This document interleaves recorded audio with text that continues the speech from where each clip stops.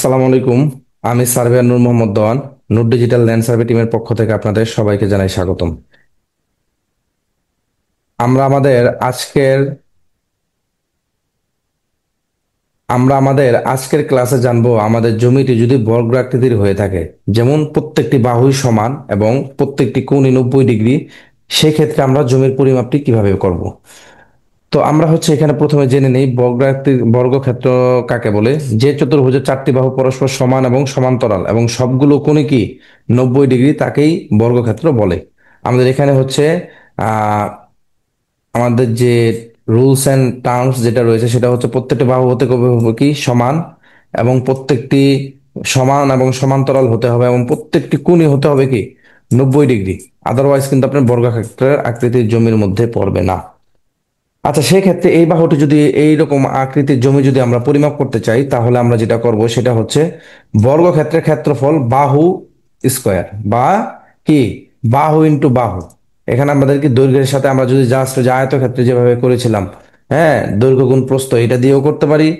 অথবা আমরা কি করতে পারি, বাহুকে যদি আমরা স্কোয়ার করে দিই, আমাদের যে স্কোয়ার বা এইটি আছে, আমাদের ওই যে কি বলে এটাকে,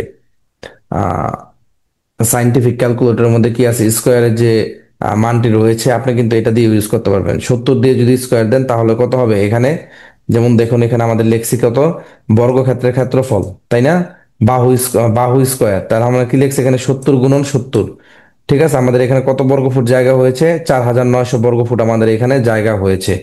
এবং এই মানটিকে আমরা যদি কি করতে চাই, শতাংশে কনভার্ট করতে চাই, তাহলে আমরা কি করব, এখান থেকে জাস্ট এই 4900 বর্গফুটকে যদি আমরা 435.60 দিয়ে ভাগ করে দেই, তাহলেই কিন্তু আমাদের এটা কি হবে, শতাংশে বের হয়ে যাবে। শতাংশে দাঁড়িয়েছে আপনার 11.24 শতাংশ। ওকে।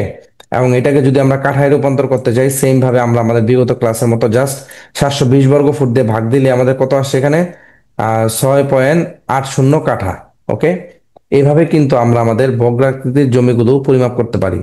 এবং আপনার যখন বর্গক্ষেত্রের বাহুর পরিমাপও কিন্তু আপনি বের করতে পারবেন কি দিয়ে, যেমন ধরুন এখানে একটি ক্ষেত্রফল রয়েছে আপনার, হ্যাঁ, যেমন ধরেন আপনি এরকম একটি জমি পরিমাপ করছেন, ধরেন সাপোজ আপনাকে দিল, যেমন ধরেন এখানে আপনাদের জায়গা আছে কত, 4000 স্কোয়ার ফিট সাপোজ। প্রত্যেকটি বাহু সমান আকার আপনি ভাগ দিতে চাচ্ছেন 90 ডিগ্রি করে, প্রত্যেকটি 90 ডিগ্রি করে, তাহলে কি করবেন, এখানে রুট দিয়ে 4000 দিবেন। ঠিক আছে, রুট দিয়ে 4000 দিলে আপনাদের কি হবে দেখুন, আপনারা আপনাদের ক্যালকুলেটর এখানে দেখুন কতটুকু জায়গা হয় আমাদের। রুট 4000 আপনার এখানে আসতেছে 63 ফুট 3 ইঞ্চি।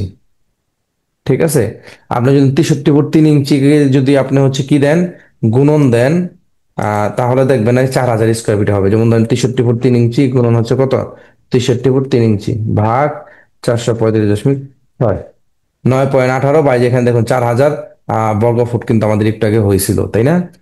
তো এভাবে কিন্তু আমরা আমাদের বর্গাকৃতির জমিগুলো কিন্তু পরিমাপ করা শিখে গেলাম ইনশাল্লাহ। তো আমাদের আজকের ক্লাসটি এই পর্যন্তই। আসসালামু আলাইকুম।